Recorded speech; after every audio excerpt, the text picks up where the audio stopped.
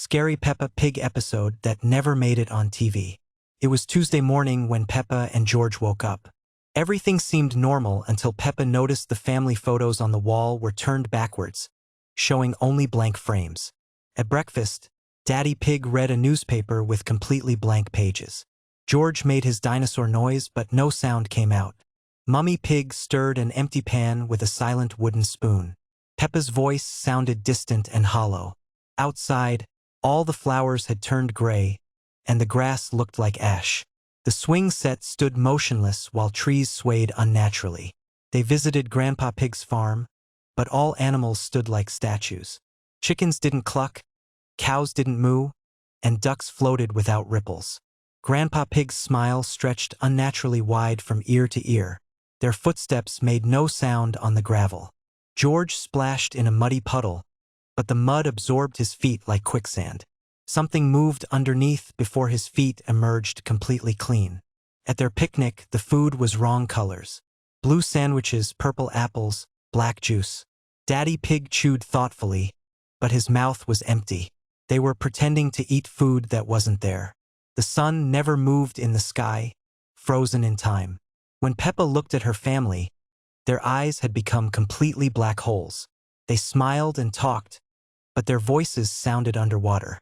George's toy dinosaur walked by itself across the blanket. Other toys appeared, moving independently. Teddy bears walked upright, toy cars drove in circles, and dolls stared at Peppa with glassy, unblinking eyes. Walking home, the road stretched endlessly. The same landscape repeated, identical trees, fence posts, and mailboxes appearing over and over like a broken record. Their house looked different. Dark windows and a creaking door that made no sound. The house number had changed to shifting symbols that moved when she wasn't looking. Inside, everything was covered in dust as if abandoned for years. The television showed static that formed faces. The clock stopped at 12, all hands pointing up, frozen. In the bathroom mirror, Peppa's reflection brushed its teeth normally but watched her with intelligent eyes that reflections shouldn't have. In bed, complete silence surrounded them. George stared at the ceiling with open, unblinking eyes. He didn't respond when Peppa whispered his name. As she fell asleep, footsteps echoed in the hallway. Slow and deliberate, but they were her own footsteps even though she lay perfectly still. The pacing continued all night. Morning returned everything to normal, but Peppa knew that somewhere, in another version of their house, her family remained trapped in that silent gray world, while something else watched from behind their eyes. Scary Peppa Pig episode that never made it on TV. It was a perfectly ordinary morning in Peppa's house, or so it seemed. Peppa woke up in her bedroom, but something felt different. The sunlight streaming through her window had an unusual pale quality, and the familiar sounds of her family were strangely absent. She called out for Mummy Pig and Daddy Pig, but only silence answered her. Peppa made her way downstairs to the kitchen, where she expected to find her family having breakfast. Instead, she found the table set for 4, with steaming bowls of porridge that seemed to have been waiting for hours. The porridge was still warm, but there was no one around. The chairs were pulled out as if someone had just left, but the house felt completely empty. George appeared in the doorway, but he looked different. His usual cheerful expression was replaced by a blank stare, and when he spoke, his voice sounded hollow and distant. He told Peppa that Mummy and Daddy had gone to a special place, and that they would be joining them soon. When Peppa asked where this special place was, George simply smiled a smile that didn't reach his eyes. The telephone rang, breaking the eerie silence. Peppa answered it, hoping to hear a familiar voice, but instead heard only static mixed with what sounded like whispers. The whispers seemed to be calling her name, but they came from voices she didn't recognize. The phone line crackled, and through the static, she could make out words about a gathering, about everyone coming together, about no one being left behind. Peppa decided to visit her friends to see if they knew what was happening. She walked to Susie Sheep's house, but when she knocked on the door, it creaked open by itself. Inside, she found Susie sitting in her living room, staring at a television that showed only static. Susie turned to look at Peppa, and her eyes seemed to reflect the static from the screen. She spoke in a monotone voice, telling Peppa that the program was about to begin and that everyone needed to watch. At Rebecca Rabbit's house, the same scene repeated. Rebecca sat motionless in front of a static-filled television, her usual energetic personality completely gone. She told Peppa that the special broadcast would explain everything, that soon everyone would understand their purpose. The static on the screen seemed to pulse with a rhythm that made Peppa feel dizzy and confused. Pedro Pony's house was no different. Pedro sat in his chair, eyes fixed on the flickering screen, speaking in the same hollow tone about the importance of watching, of listening, of becoming part of something bigger. Each friend Peppa visited had the same vacant expression, the same obsession with the mysterious broadcast that seemed to be coming from nowhere and everywhere at once. As evening approached, Peppa found herself back at home, where George was still waiting with that unsettling smile. He led her to the living room, where their television was now showing the same static as all the others. George told her that Mummy and Daddy were already part of the broadcast, that they were waiting inside the screen for Peppa and George to join them. The static began to clear, and Peppa could see shadowy figures moving within the screen. They looked familiar, but their movements were wrong, too slow and deliberate. George reached for Peppa's hand and told her it was time to step through, time to become part of the program that would never end. The figures in the screen turned toward them, and Peppa realized with growing horror that they had the faces of everyone she knew. But their eyes were empty, reflecting only the endless static. The screen began to glow brighter, and Peppa felt herself being pulled toward it. George's grip on her hand tightened, and his smile grew wider, revealing teeth that seemed sharper than they should be. The voices from the television grew louder, calling her name, promising that she would never be alone again, that she would always be part of the show. As the light from the screen enveloped her, Peppa's last thought was that the program was just beginning, and it would never, ever end. Scary Peppa Pig episode that never made it on TV. It was a perfectly ordinary evening when Peppa and George were getting ready for bed.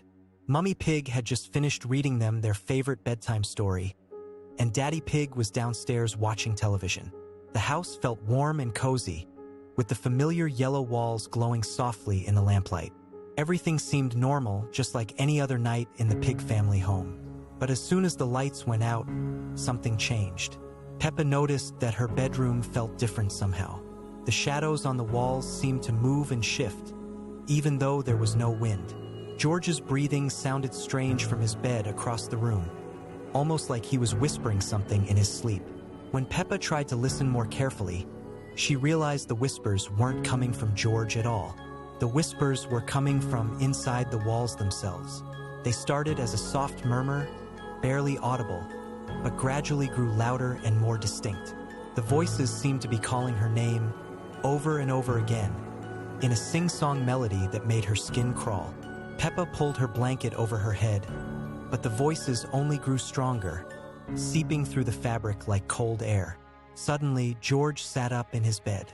But when he turned to look at Peppa, his eyes were completely black, like two empty holes in his face. His usual cheerful smile had been replaced by something much wider and more unsettling. When he spoke, his voice sounded wrong, deeper and echoing as if it was coming from somewhere far away. He told Peppa that the house wanted to play a special game with them tonight.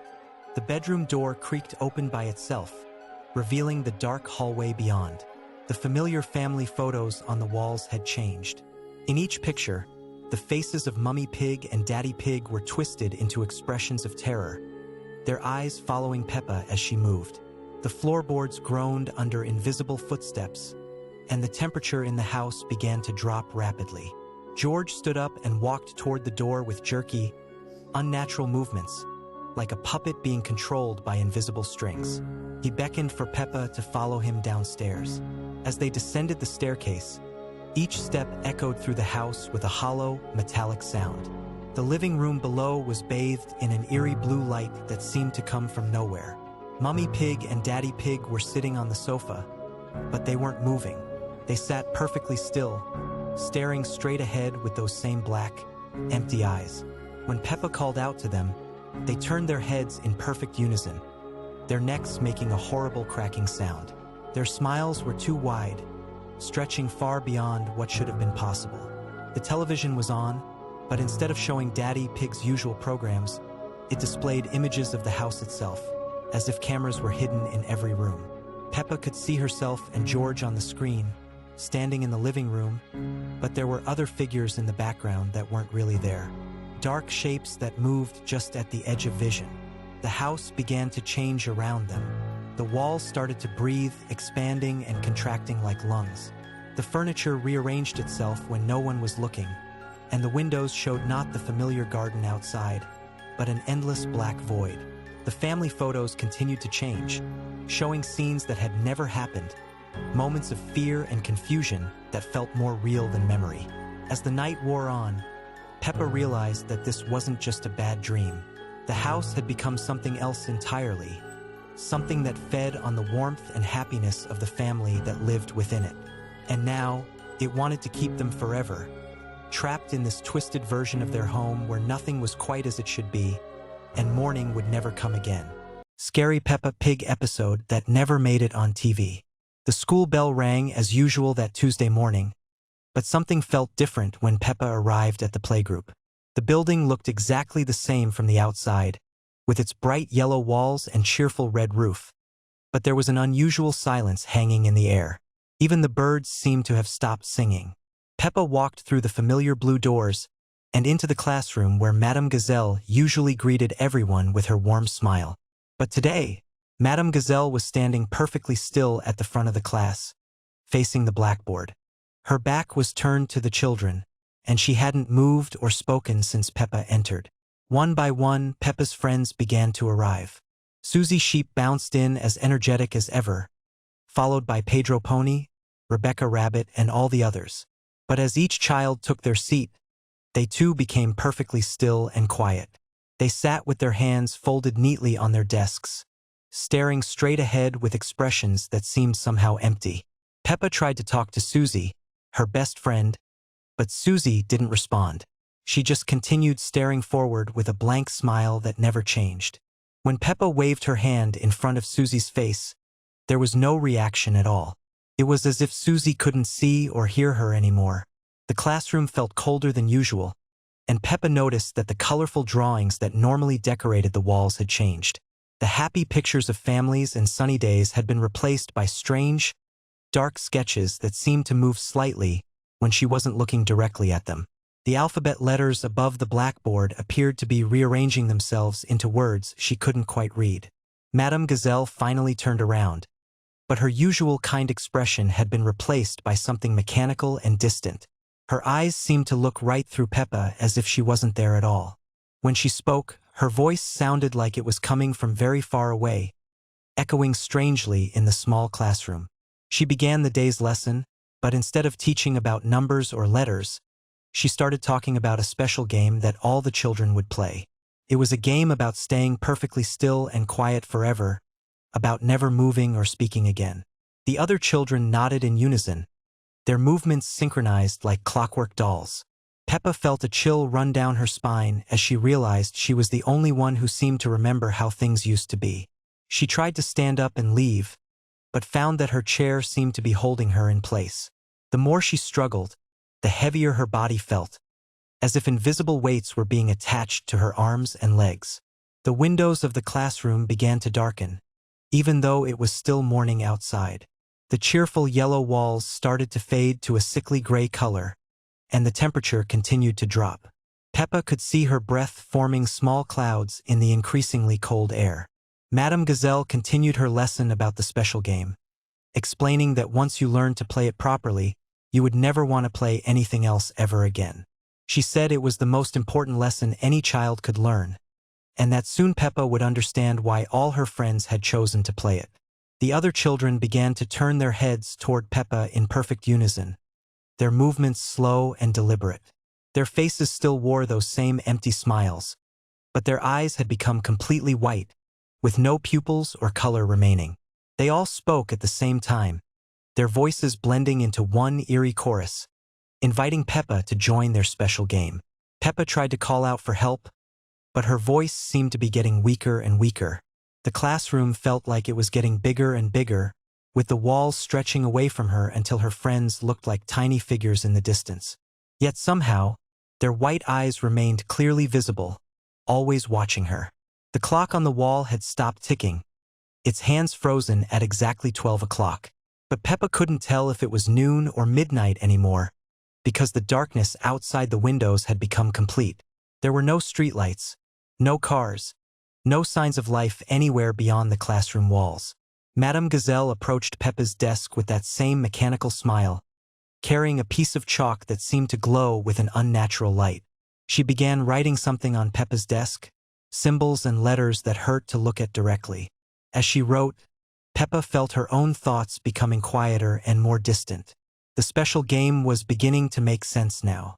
It was about letting go of everything that made you who you were, about becoming part of something larger and more peaceful. Peppa's friends had already learned this lesson, and now they were waiting patiently for her to join them in their eternal stillness. As the chalk finished writing on her desk, Peppa felt her body beginning to relax. The struggle to move and speak was becoming less important.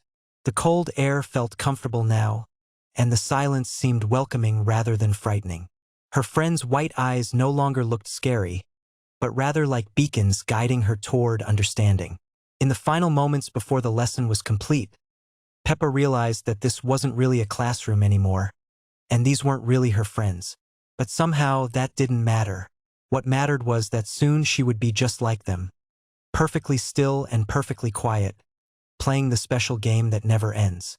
The last thing Peppa remembered was the sound of chalk writing her name on the blackboard, adding it to a long list of other names that had been written there before. And then, like all the others, she learned to sit perfectly still and smile that same empty smile, waiting for the next child to arrive and learn about the special game that everyone must eventually play. Scary Peppa Pig episode that never made it on TV. It was a quiet evening at the Pig family house when Peppa and George discovered something strange in their bedroom. The toys they had left scattered on the floor were now arranged in a perfect circle, all facing the center where their favorite teddy bear sat motionless. Peppa thought it was odd, but George just giggled and ran to play with his dinosaur. That night, as the family slept peacefully, the toys began to move on their own. The teddy bear's button eyes started glowing with an eerie red light, and it slowly turned its head toward the sleeping children. One by one, the other toys joined in, creating a silent parade around the room. The toy car rolled without being pushed, and the wooden blocks spelled out words that no child should ever read. When morning came, Peppa woke up to find all her toys staring directly at her bed. Their usual cheerful expressions had changed into something much more sinister. The teddy bear's smile had become a twisted grin, showing tiny sharp teeth that definitely weren't there before. George's dinosaur toy had grown real claws, and its plastic eyes had turned completely black. Peppa tried to tell Mummy and Daddy Pig about the strange behavior of their toys, but every time she spoke, the toys would return to their normal positions. Her parents thought she was just having bad dreams. But Peppa knew something was terribly wrong when she noticed that the toys were following her with their eyes wherever she went in the house. During breakfast, the family sat around their usual table in the bright yellow kitchen. Everything seemed normal until Peppa looked down at her plate and saw that her food had arranged itself into the same circle pattern as the toys. George started crying when his juice box began pouring itself, creating strange symbols on the table. The house began to change around them. The cheerful yellow walls started to fade to a sickly green color, and the windows showed not the sunny garden outside, but a dark forest filled with twisted trees and glowing eyes. The family portraits on the walls began to move, showing the pig family with increasingly frightened expressions. As the day progressed, more toys from around the house joined the strange gathering. Old dolls with cracked faces and stuffed animals with patches of fur missing all assembled in the growing circle. The toys began to whisper among themselves in voices too quiet for human ears, but Peppa could somehow understand every word. That evening, the toys made their final move. They surrounded the entire family in the living room, their eyes glowing brighter than ever before. The teddy bear stepped forward and spoke in a voice that sounded like rustling leaves, explaining that they needed the family's help to return to the world of the living. But just as the situation seemed hopeless, Peppa remembered something her grandmother had told her about the power of love and imagination. She closed her eyes tightly and began to think of all the happy times she had shared with her toys, all the adventures they had been on together. Slowly, the toys began to remember too. Their angry expressions softened as they recalled the gentle hands that had played with them and the comfort they had provided during scary nights. The red glow in their eyes faded, replaced by the warm light of cherished memories, and everything returned to normal.